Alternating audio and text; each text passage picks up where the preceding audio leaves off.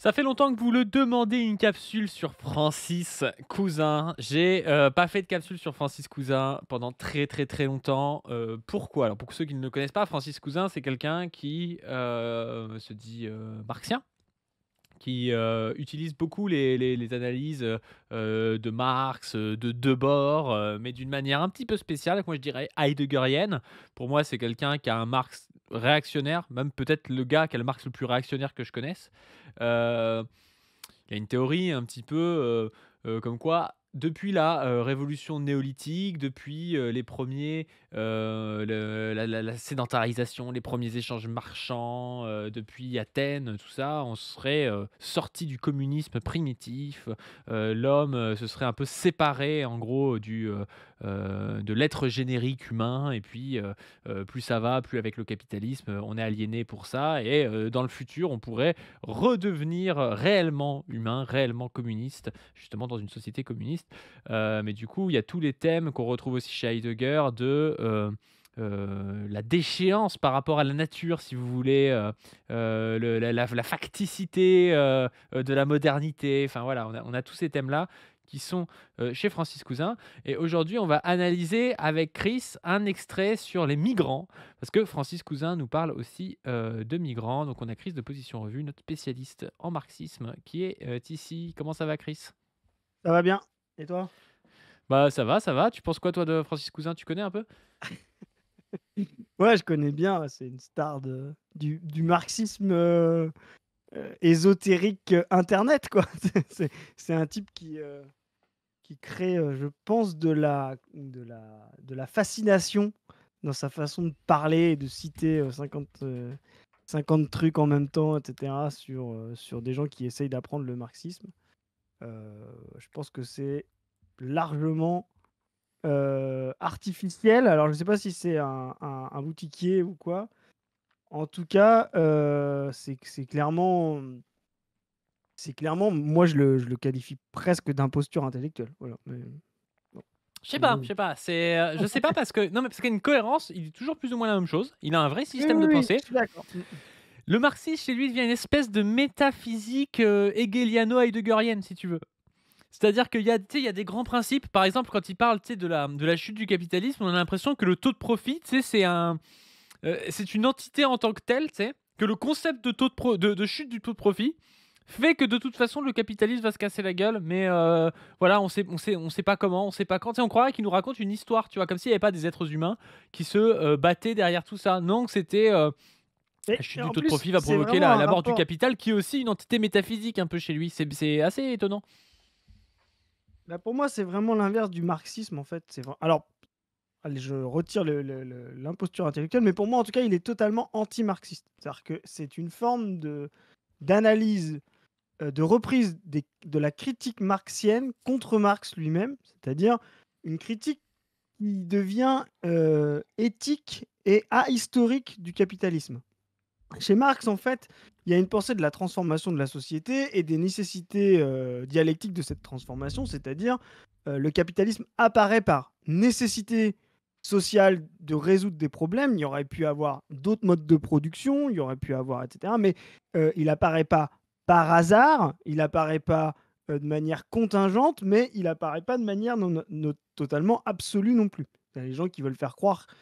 Il y a un autre écueil, donc dans la pensée ahistorique, c'est justement la pensée mécaniste. C'est-à-dire de dire, le capitalisme, va apparaître, est un mode de développement de toutes les sociétés humaines et il doit apparaître un peu partout. Ça, c'est ce qu'on a vu chez des marxistes de la Seconde Internationale après Marx, voilà.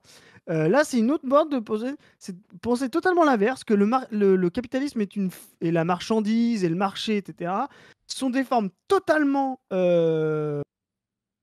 anti-humaines, qui apparaissent dans l'humanité, on ne sait pas trop pourquoi, et sans aucune nécessité. C'est-à-dire, sauf de faire mal à l'être humain générique, tu vois, et donc qui font.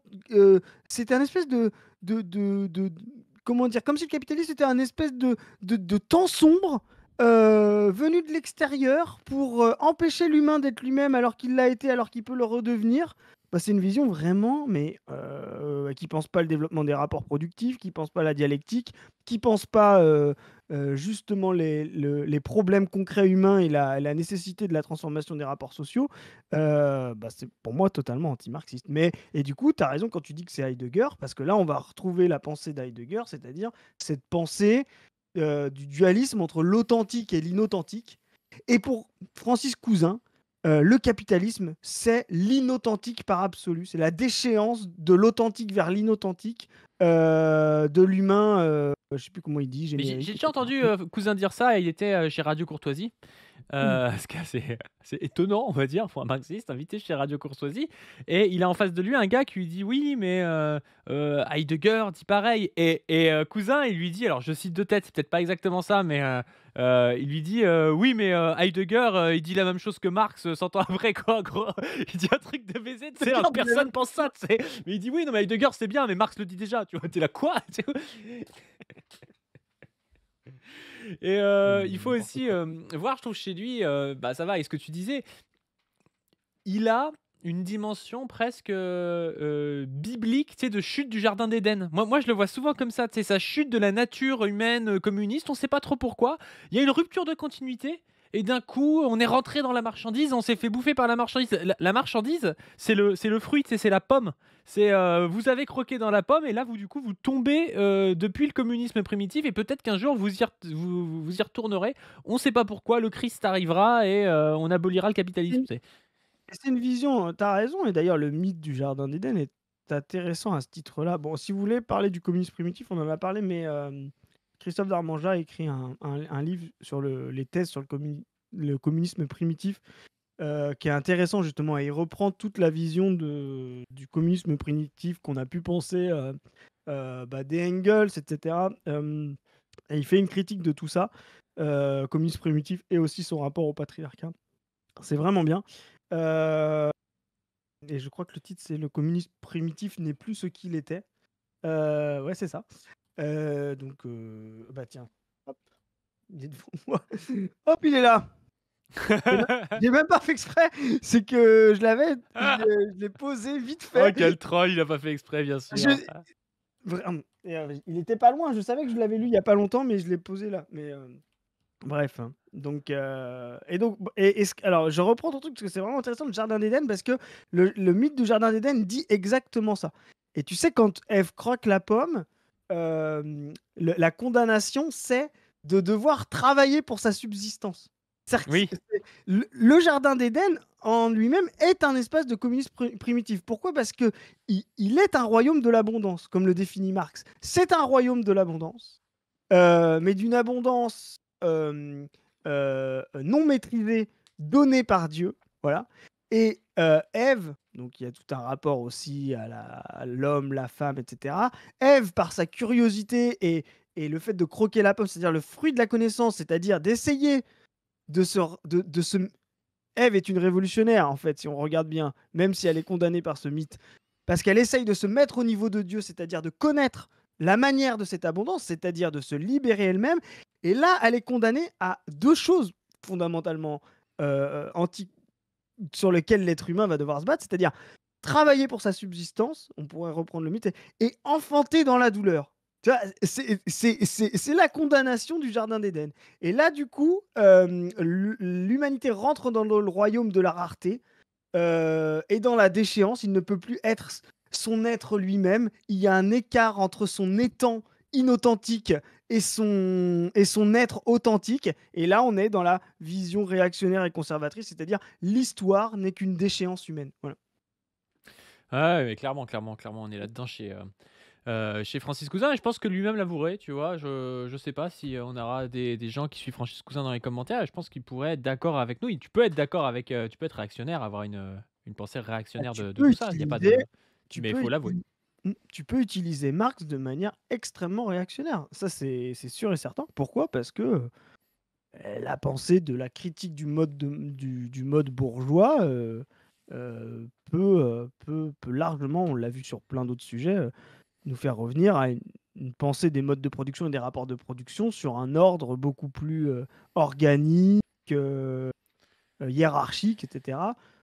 Ça peut être le retour au féodalisme ou des délires, comme Francis Cousin, du communisme primitif, voilà. Et on a Parce que d'ailleurs, chez, là où Cousin, juste pour filer un peu la métaphore, Cousin, enfin c'est pas pour filer la métaphore, mais Cousin, moi j'ai regardé beaucoup de Francis Cousin. Je connais très bien Francis Cousin. Les gens vont dire: «Ouais, tu n'as pas regardé, tu n'as pas compris». Je connais très bien Francis Cousin et Francis Cousin, fait aussi beaucoup de vidéos sur, de la lecture de la Bible. Et de l'analyse de la Bible, et d'ailleurs il a une certaine érudition à partir du grec et tout, et il parle de la Bible, et justement je pense que s'il y a un rapport avec le jardin d'Éden, c'est peut-être même, voulu, tu vois? Parce que c'est quelqu'un qui, a un rapport avec le christianisme primitif communiste, tout ça, il est là-dedans aussi Francis Cousin, ce qui est d'ailleurs assez intéressant moi je trouve, comme, j'aime bien les tests sur le christianisme primitif, ça me fait bander en général, mais après c'est une bah, moi, par exemple, ça m'intéresse, par exemple, l'idée du jardin d'Éden comme projection ou souvenir d'une humanité ancestrale bercée dans un communisme primitif, ça m'intéresse. J'aime toujours mais c'est faux, hein, je pense que c'est plus dialectique que ça. Et j'aime toujours à penser que le mythe, n'est pas simplement une construction intellectuelle, mais heu, a un rapport avec une matérialité concrète, tu vois?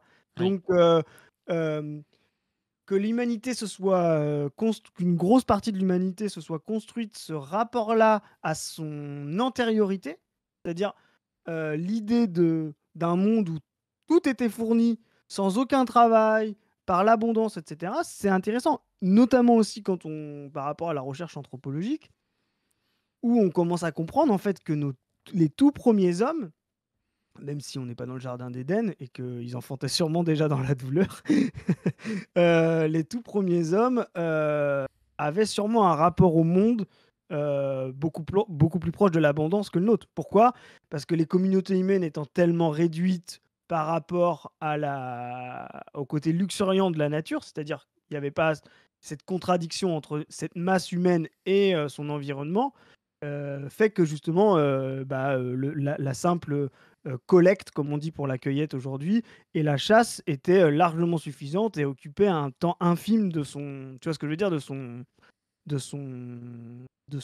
comment dire? De ses journées ou de sa semaine, voilà. Donc il y a peut-être un espèce de mythe de l'abondance là-dessus. Mais ça, Marx va dire: Ça, c'est des Robinsonades, en fait, tu vois? Ça, c'est des Robinsonades. C'est-à-dire que ça fut le que ce fut le cas, au début des tout premiers, hominidés, heu, ou pas, ça change rien au problème que penser ce communisme primitif comme, une possibilité pour demain, ça s'appelle une Robinsonade, voilà. ouais, après, en plus, ce qui est compliqué avec les gars comme Cousin, c'est qu'il dirait: «Oui, mais évidemment que ce sera pas pareil», mais à la fois, il est incapable vraiment de décrire les choses. En plus de ça, il est plus ou moins contre la division du travail et tu sais, enfin, c'est vraiment très flou parce que c'est souvent, des propos métaphysiques qu'il va tenir. Parce que nous aussi, on peut critiquer la division du Ça travail, a tu aucun vois? rapport en Il y fait, a une ouais. division, je sais pas, la division entre le travail intellectuel et le travail, comment dire? Pas physique, mais quel est le terme inverse de travail intellectuel? Le travail manuel. Mmh. Le travail manuel, oui, voilà, ça c'est critiquable par exemple, je le pense, je pense Mmh, sincèrement bien sûr. qu'avoir des gens qui sont juste spécialisés dans l'intellect et d'autres, spécialisés dans d'avoir les mains dans le cambouis, c'est pas forcément c'est pas forcément la société qu'on veut, tu vois? Mais lui, il va aller même critiquer la division du travail en tant que telle. On a l'impression que pour lui, il faudrait que tout le monde sache tout faire et qu'avant tout le monde savait tout faire il tu sais, il parle dans l'immanence à l'humanité générique ou je sais pas trop quoi, tu vois? Enfin, Bah, c'est le c'est jardin aberrant, tu d'Éden. aucune société moderne où tout le monde sait tout faire, tu vois? Enfin Mais c'est ça qui est intéressant dans le mythe du jardin d'Éden, c'est que c'est un mode d'abondance dont on ne sait pas comment il fonctionne. C'est-à-dire que c'est un mode de production, immanent, comme tu dis, qui n'a pas de rapports sociaux. mmh. Et Ève essaye de découvrir, la pomme de la connaissance que lui propose le serpent, justement, essaye de comprendre ce que cache ce monde, heu, du pur, heu, du pur frivole, comme dirait, comme dirait Kluskar. Voilà, c'est vraiment le monde du pur frivole où on peut s'abandonner en étant soi-même tout le temps. C'est-à-dire et heu et ça, pour moi, c'est vraiment une vision réactionnaire, justement, de considérer que, et ben, l'homme n'est pas destiné à réconcilier, les nécessités collectives et les nécessités individuelles. Voilà, voilà la Ah pensée. voilà, Christophe devient clouscardien. Il a dit: «Le frivole est réactionnaire, seule la réconciliation du Non! frivole et du sérieux est, C'est le dualisme entre le frivole et le sérieux qui peut être problématique comme réactionnaire et sa réconciliation est l'objet du communisme. C'est-à-dire, c'est d'avoir de produire collectivement en conscience les besoins et non pas, produire ce que propose le capitalisme, produire ses propres besoins, voilà. Le capitalisme ne propose qu'une forme de rapport de production, et ce qui pousse le fétichisme de la marchandise, individuel. Voilà. Tu ne te reproduis que toi-même quand tu es, quand tu participes au capitalisme. Et l'effet de la médiation collective, ce que ça produit, Heu, par ta reproduction individuelle, reproduit une partie du collectif, mais de manière chaotique, avec des effets avec du surplus de temps en temps, de la pénurie à d'autres moments, de l'inutile et du superflu. Voilà ce que propose le marché, justement parce qu'il est orienté vers un rapport de production et d'auto-reproduction de soi purement individuel. Voilà. Bon ça, Cousin va le critiquer, mais on comprend pas bien, sur quoi il veut déboucher dans son oui, dans il le dit que c'est pas à métaplan. lui de choisir parce que justement, Oui, c'est la spontanéité des ouais, masses, ouais. des masses qui, depuis les jacqueries paysannes, en passant par la commune de Budapest, tu sais, genre, il est toujours dans des trucs comme ça, et puis tu sais Ouais, pas ce qu'il veut ghetto de faire à la fin, tu Varsovie, sais. Et il ouais, dit 1917, par contre, ça c'est le capitalisme d'État réactionnaire et tout, parce qu'en fait, l'organisation des travailleurs dans un parti, et encore plus dans un parti léniniste, pour lui, c'est le truc affreux, tu vois. ah oui, bah, tu m'étonnes. Tu m'étonnes, c'est trop concret pour lui.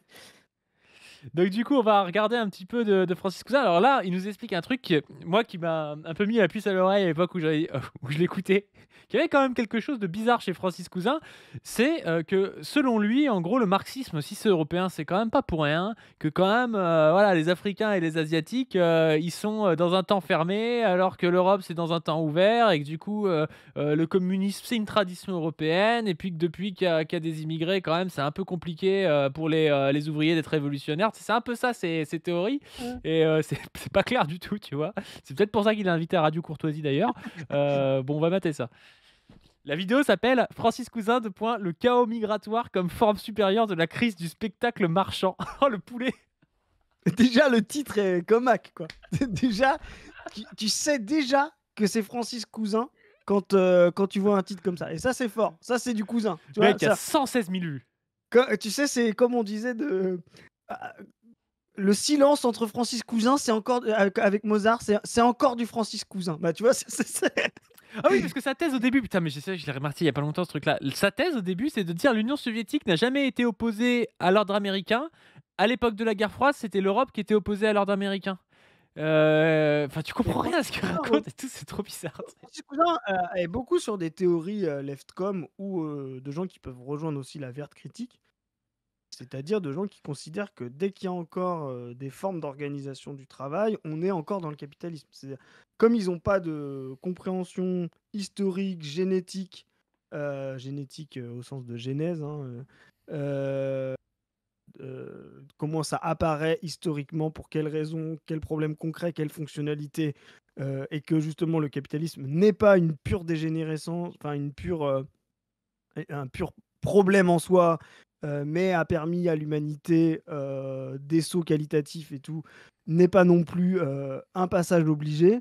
Bah, dès que tu choisis sur, comme on a dit tout à l'heure, soit la pure contingence, soit la pure nécessité entre les 2, tu sors du marxisme et tu te retrouves justement à vraiment, à avoir ce type de pensée, où en fait tout tout est capitalisme, voilà. Et donc tant qu'on n'est pas revenu au jardin d'Éden, comment on sait pas pourquoi, on saura jamais même le reconnaître puisqu'il y a même pas de critères chez Cousin. Dès qu'il y a du travail, de l'organisation du travail, bah, on est encore dans le capitalisme et là il y a des leftcoms enfin de la gauche, la les communistes de gauche voilà, ou des comment ça s'appelle? La verte critique qui peut penser comme ça en disant: «L'URSS, c'était encore le capitalisme d'État». Bon. Allez, on est parti. européen issus de cette paysannerie radicale, de jacquerie offensive. Voilà, donc les Européens issus de la paysannerie radicale au travers du Moyen Âge, c'est eux qui forment la base qui va être nécessaire pour la pensée communiste et non pas les Africains ou les Asiatiques. C'est ça qu'il est en train de dire. Communeuse a permis qu'en Europe, et seulement en Europe, dans les années 1844-1870, soit formulé le projet communiste radical d'éradication de la marchandise et de l'État. Marx nous dit...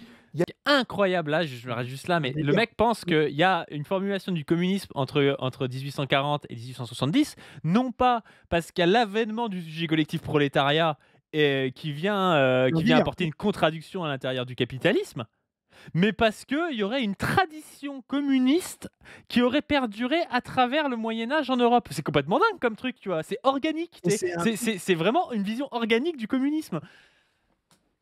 C'est une catastrophe. C'est une catastrophe d'autant plus qu'il cite une date 1844-1870 où justement la lutte prolétarienne, le prolétariat en ascendance justement par le devenir monde du capitalisme en fait après la période révolutionnaire bourgeoise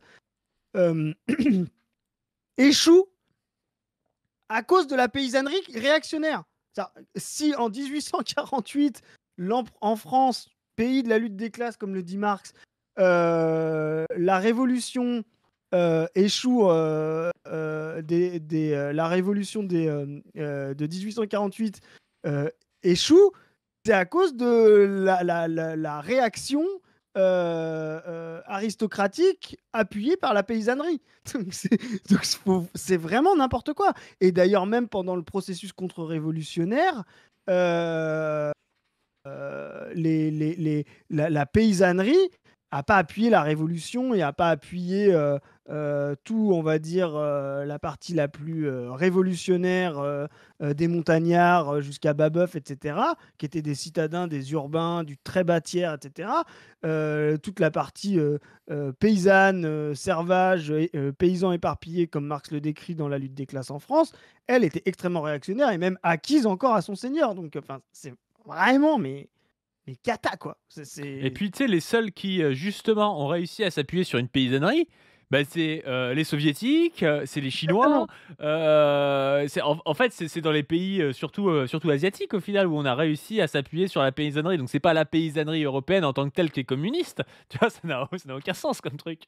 C'est ça, en plus, tu as raison, le maoïsme. Alors, Lénine fait une alliance de classe. Lui, il fait une alliance de classe et il sait les limites de la paysannerie russe de l'époque. C'est pour ça qu'il propose justement la distribution des terres aux paysans, parce qu'il sait très bien que s'il parle de nationalisation et de socialisation, il ne pourra pas les avoir. C'est au-delà de leur conscience possible.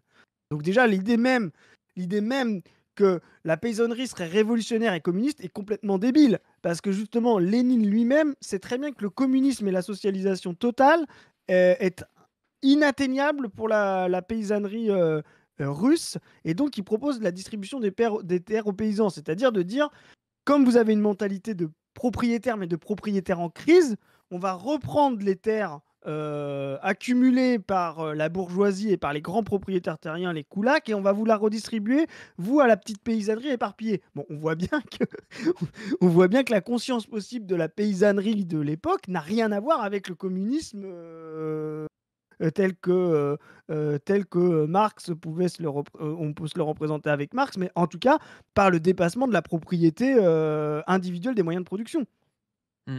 Mais c'est intéressant parce que là, il dirait oui, mais Lénine justement n'était pas communiste, tu vois. Mais parce qu'en fait, ces mecs-là aussi, et ça, c'est un grand truc des communistes de gauche, c'est que pour eux, n'est communiste que des micro-expériences qui n'aboutissent pas, tu vois. Et à partir du moment où on est, pour le coup, dans des rapports concrets, dans des gens qui ont dû faire qui ont dû faire des tactiques, des compromis, des stratégies, des choses comme ça, là, pour eux, c'est plus des communistes, tu vois. C'est ça qui est drôle. C'est ça, et puis là, en plus, quand on parle de Francis Cousin ou d'une certaine gauche communiste, on n'est même plus dans l'expérience, parce que eux, la seule expérience qu'ils font, c'est en penser, hein, je le rappelle. Hein. Il y a eu des luttes en Orient, il y a eu des luttes en Afrique, mais c'était des luttes de recomposition Mais aliénatoire qui ne pouvaient jamais déboucher sur la radicalité fondamentale. Alors qu'en Europe, et c'est pour ça que seulement en Europe a émergé le manifeste communiste dans sa pureté radicale et dans son intransigeance maximaliste, il n'y a eu que là que ça s'est formulé dans ces termes-là.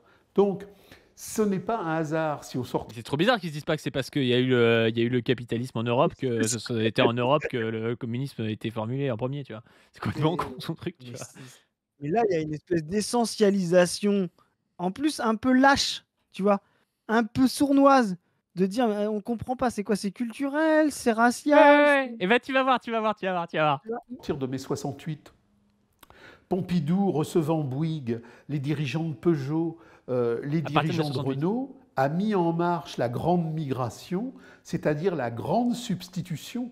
Pompidou n'avait pas lu la 7e section du Capital, chapitre 25, mais il y a, au-delà de tout complot, un imaginaire, une immanence dans la grande dialectique du substitution. capital qui fait que les nécessités du capital se font elles-mêmes. Le 11 septembre s'est fait lui-même, la Fermera s'est fait elle-même, la grande transplantation se fait d'elle-même, c'est l'immanence aliénatoire du capital qui fait migrer la conscience prolétarienne radicale du prolétariat européen hors de sa propre substance, en faisant venir des milliers, des milliers, des milliers, puis des centaines de milliers de gens qui vont effectivement permettre que l'on ait un substrat aliénatoire passif à la place d'un substrat revendicatif. J'ai jamais vu un mec qui a une théorie raciste aussi cachée dans un espèce Ouais. de Et charabia là, pas clair. alors, le type dit, alors déjà c'est la vision du grand remplacement. Là on est dans la le grande grand substitution. remplacement. Et puis on est en 2015, hein, genre le mec il était en avance sur son temps. Hein. Voilà. Donc là il parle de grand remplacement, voilà. Et il dit, et c'est là où là vraiment anti-marxiste et anti-dialectique, des gens qui pensent que ça c'est marxiste, vous êtes vraiment catastrophique. Parce que un marxiste dirait, effectivement, et il parle du capital et de sa circulation, et il parle de la section où justement Marx montre comment la population surnuméraire et les besoins comment ça s'appelle, En main-d'œuvre. en main-d'œuvre et en force de travail, en armée de réserve du capital, voilà, sont nécessaires justement pour maintenir le prix de la marchandise travail le plus bas possible. Là, il va dire, bah voilà, on est obligé de créer une armée de réserve, etc. Et donc, effectivement, on est obligé tout le temps de faire en sorte qu'il y ait, c'est ça l'armée de réserve, qu'il y ait toujours plus de masse, c'est l'offre et la demande, hein, l'emploi, toujours plus de masse de force de travail que de travail. Tu vois, quand il y a autant de travail que de force de travail, bah, le prix voire moins, le prix de la marchandise travail augmente parce que les capitalistes vont se battre entre eux pour acheter cette marchandise. Et donc, la nécessité du capitalisme, comme c'est de faire toujours en sorte que cette marchandise baisse, donc c'est augmenter le nombre d'heures pour justement ne pas partager le travail, faire venir de la population surnuméraire, etc. Bon, on peut le suivre jusque-là. Et c'est ce que dit Marx. Par contre, faire croire que cette population, une fois qu'elle va rentrer dans des rapports de production capitalistes, elle est essentiellement orientée vers la réaction et le conservatisme parce qu'elle vient d'Afrique ou elle vient d'Asie. Et par contre, la population prolétarienne européenne, parce qu'elle est née là et parce qu'elle est blanche, on va le dire, etc., est essentiellement orientée vers la révolution et que on fait venir des populations qui ne seront pas transformés par les rapports sociaux et qui vont toujours garder une mentalité essentiellement réactionnaire, qui n'existe pas déjà, hein. Considérer qu'ils sont essentiellement réactionnaires, il suffit juste de voir toutes les révolutions avortées en Afrique par l'impérialisme pour montrer à quel point ils sont loin. Enfin, on peut citer Lumumba, on peut citer Mandela, on peut citer Sankara, on peut citer le FLN. Enfin, donc il y a donc voilà, faire croire qu'il y a une population essentiellement réactionnaire qu'on fait venir, non pas dans des nécessités capitalistes et de marchandises, etc., mais pour remplacer une population essentiellement racialement révolutionnaire, bah là on est sorti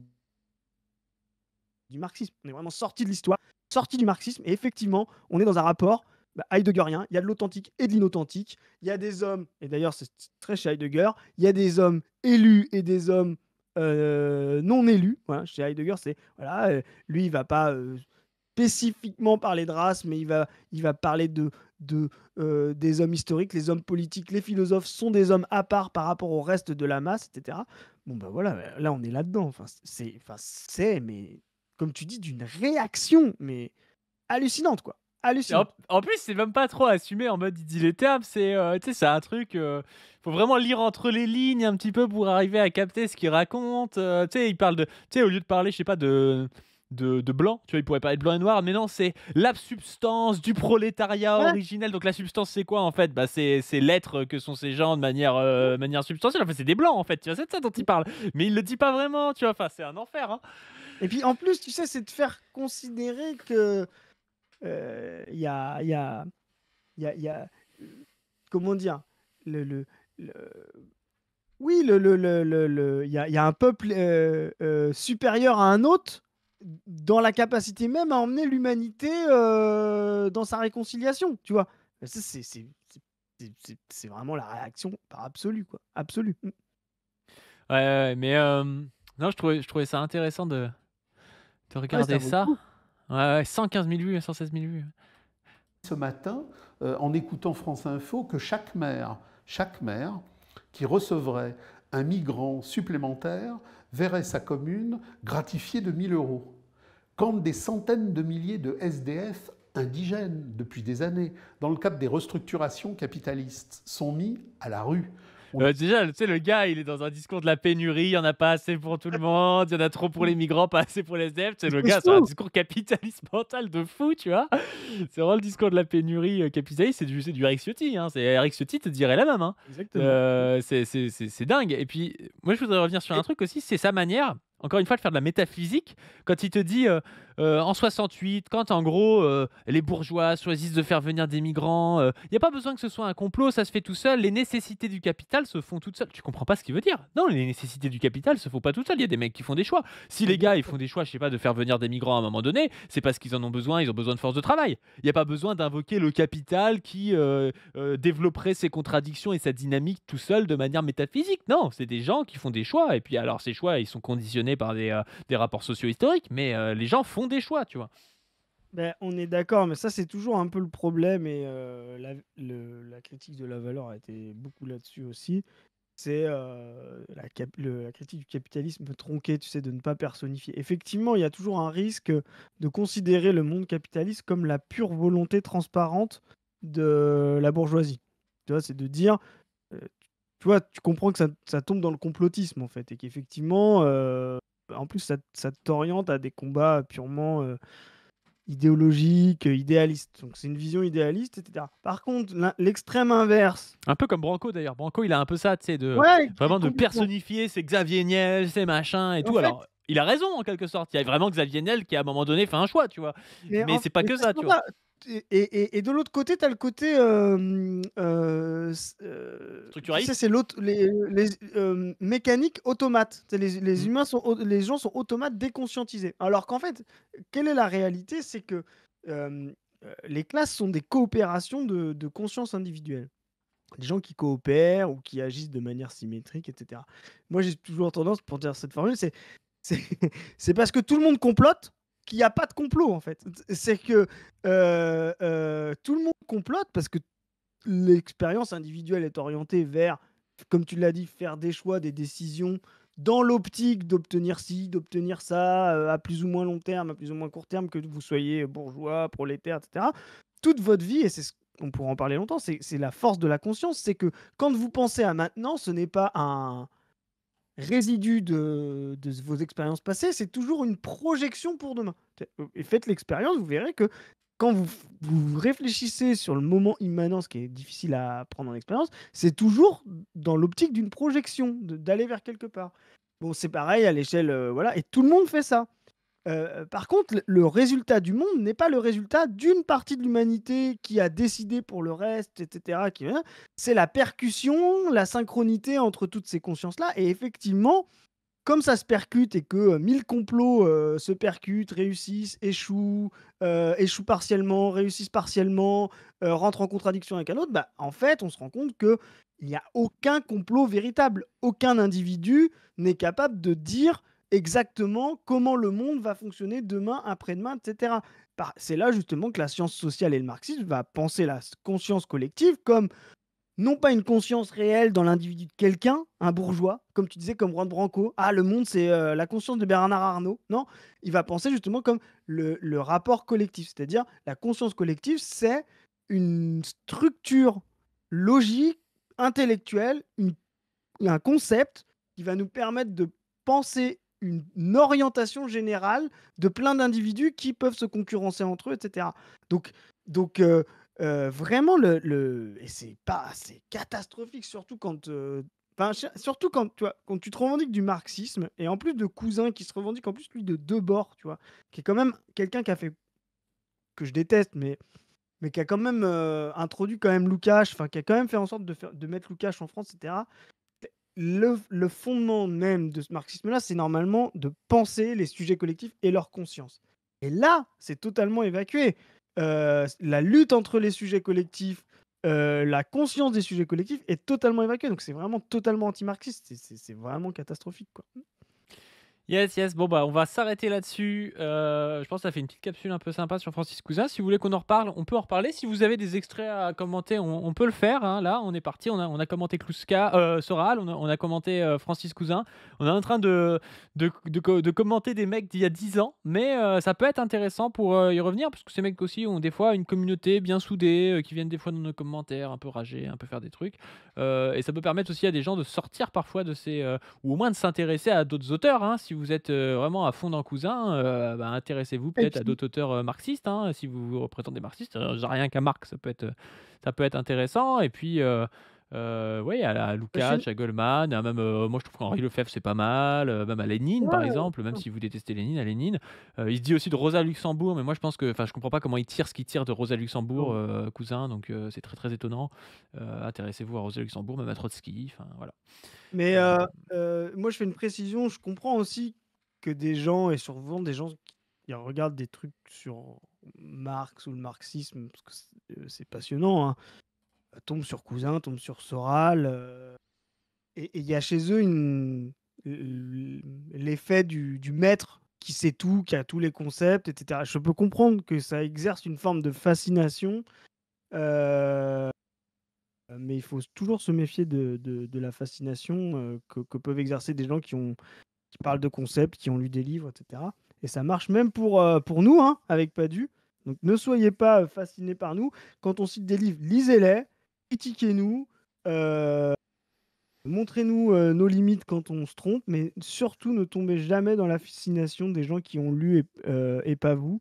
Ça, c'est vraiment une méthode de verticalité et de domination qu'on doit éviter. Donc il faut qu'on lise, qu'on discute collectivement, qu'on se remette en question. Il n'y a pas de maître, ni Dieu, ni maître, ni tribun, sauf le graphique. Voilà. Sauf le graphique, ouais. Et sur ce, n'hésitez pas à donner sur cette chaîne, sur le Tipeee, à vous abonner à cette chaîne et à la chaîne principale, au Twitter de Position Revue, allez voir le dernier numéro de Position Revue, l'Empire masculin, et allez voir la playlist sur le graphique où justement on fait une actualisation du marxisme qui vaut le détour pour ceux qui s'intéressent au marxisme et même plus à la politique et à la sociologie.